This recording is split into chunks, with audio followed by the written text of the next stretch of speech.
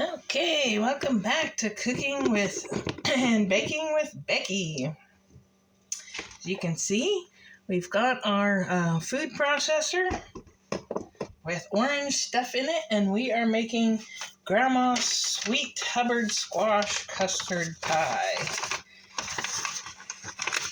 This is the recipe we are following, and it calls for the 2.5 pounds of Hubbard squash cut into chunks and seeds removed. We did that. 2 cups of squash in the food processor and process till smooth. Some of you probably haven't seen a food processor before. This is a 4-speed, and you can remove this little plastic thing here and have stuff come out this little filter. You can take this little thing off the top, this little they call it a food tamper. Tamps the food down. And you keep it there. See, the bottom gets all gunky. And so that is the first ingredient. So then in this bowl, I have put the rest of our ingredients. So we have a 1/2 cup of firmly packed dark brown sugar. Oop, I'm spilling some. 3 large eggs, 1.5 teaspoons of apple pie spice, 1/2 teaspoon of salt, and 2 tablespoons of salted butter softened. And we take the lid off this, and we're going to put this in. There is also a 1/2 cup of heavy cream, but I don't use cream. My husband is somewhat lactose intolerant, so we use almond milk, and I find that unsweetened almond milk works best. So didn't quite do it like they do on TV. I put all this in here, and I'm going to scrape the sides a little, and we're going to blend all this till it's smooth. And here is my 2 tablespoons of salted butter. I actually use Country Crock plant butter. It is made out of almond milk as well, and more recently they have come out with stick butter, which makes it so much easier for cooks trying to cook vegan without using all the sugar and without all the milk and all that. I was about to say sugar, but that doesn't mean anything. So, I've saved you the trouble of having to listen to the food processor when I was blending up the squash. There's actually some pieces in it from the squash. You've seen those advertisements where they don't, those commercials on TV where they don't put the lid on. I always put the lid on. You will have food splatters, and that's a lot of work. I don't really want to clean all that up. I'm looking for my dish rag to mop up the mess I did make. And we have our pie here. This is a 9-inch pie crust. And so we are all ready to go here. And so now we put the lid on, and it's once you lock it in place, then the little light comes on, and you can press on. I'll turn this so you can see.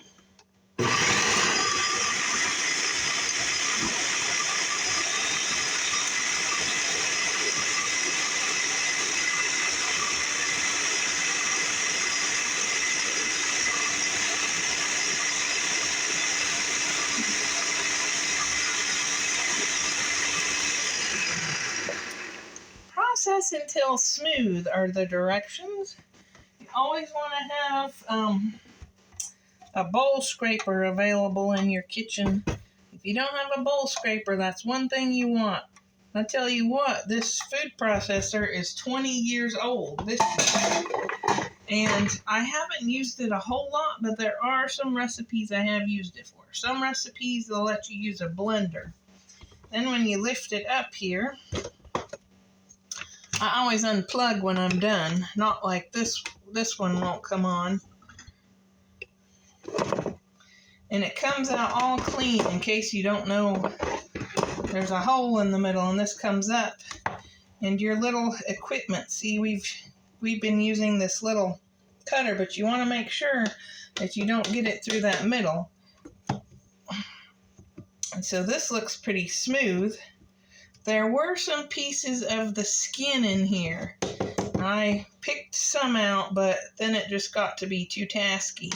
And they're not very big, so I think this pie, I don't think I've had to deal with skin before. Yes, my hands are clean. I always tell you one thing, besides an apron, which this one used to be my mom's. Apron. Besides an apron, which you probably want to use to protect your clothes, is to wash your hands first thing. And if you can't remember the last time you washed your hands, then you do it again. So I'm going to reposition you here at our pie. I use these little pie crusts. They're called savers. And so it keeps your crust from burning. It doesn't look like much when you pour it in. I didn't know if there would be more than enough for one pie. It looks like we need to make up another batch because I also have this other pie crust.